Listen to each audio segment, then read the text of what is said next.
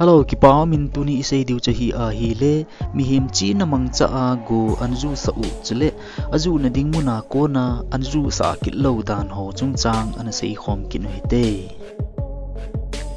2018 kumachun China khopi Beijing ahin Summer Olympic ading ahin a hosting in anachangun hitichun agam government in zong ki part in international event ho chu $40 billion loot in pannasata in analavin gamdang ho bol khalo thilja chom ho upgrade abol be win stadium airport zole security ho Beijing khopi sunga lamlen ho hitale local transport light generator tildang dang tampi sei thelo khop hil in ana gem win Olympic dinga chun ready in an kigong tawin ahi hinla nini awa na hin agam gama hin sport min thang ta ho jong Olympic Beijing dinga chun ahung lung loi jong aum tawin ahi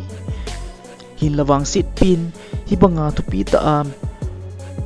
mandinga anaki gut naw sumle pai izat ham khat ana jem ule anasu mangu zo siu chu weather phaklo zi in mo se dik in an ta nahi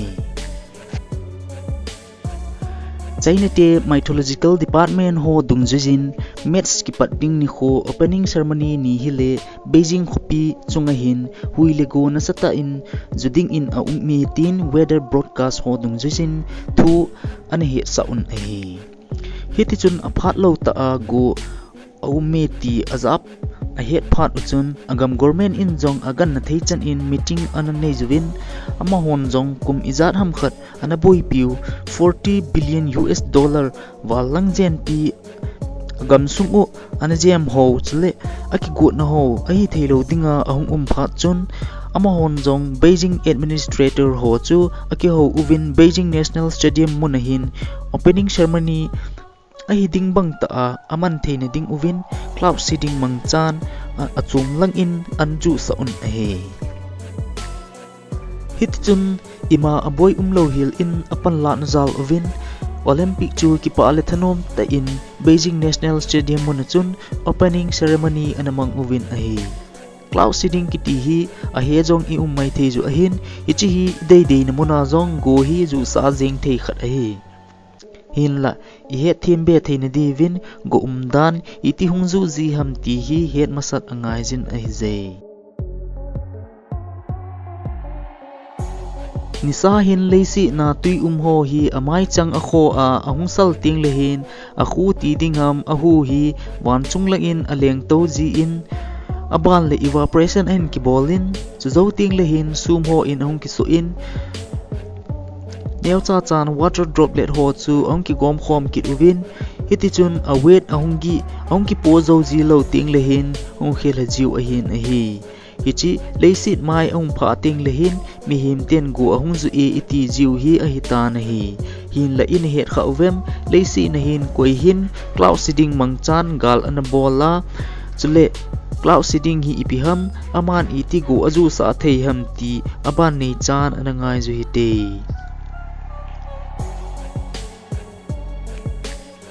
Leisi na am spending in USA America te hin cloud seeding mangchan 1946 kumchun Vincent Schaeffer kiti pa hin silver iodic kiti compound mangchan van lai jola sum ho hi van leng mangchan spray anabolin Vietnam gam in gal anabol ubachun anamang chawin ahe hiti chun van lai jola leng le ho tui hu ho chu angki gom khom win compound chun aki thopi in chu zo ting le hen ahungi ting a zo lova aki khai zo lo ting le hungjul hajiu ahi tai hichi hi artificial rain tin zong aki hen ahi Pharswata pi US le Vietnam ka ingal na sata in an umin US in analalin alo na ji an he lo phat un amahon jong hichi Semkom Go chu anaju sa un hi le Vietnam te dinga chun hasat na linta an hita na hi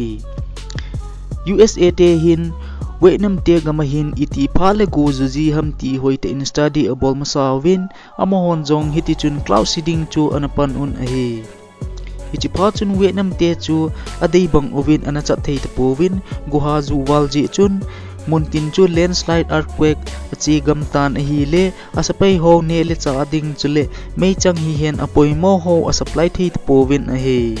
hi chi anabol ji uchun kumdang sangin nasata in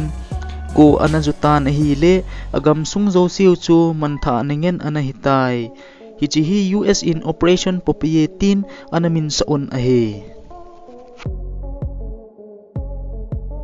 hinla cloud seeding hi gamdang hon wang aphalang in amang chakitun a he Dubai gam hi vanoi he na amin thang pen loi gam khat chu a hin hinla mi him te dinga apoimo pen tui hi gam sum uvin ha sat in akimun a hi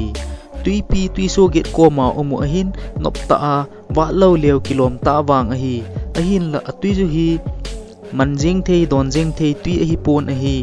tui so get hi chi aljaw a hi ji chun filter bol ngai za a hi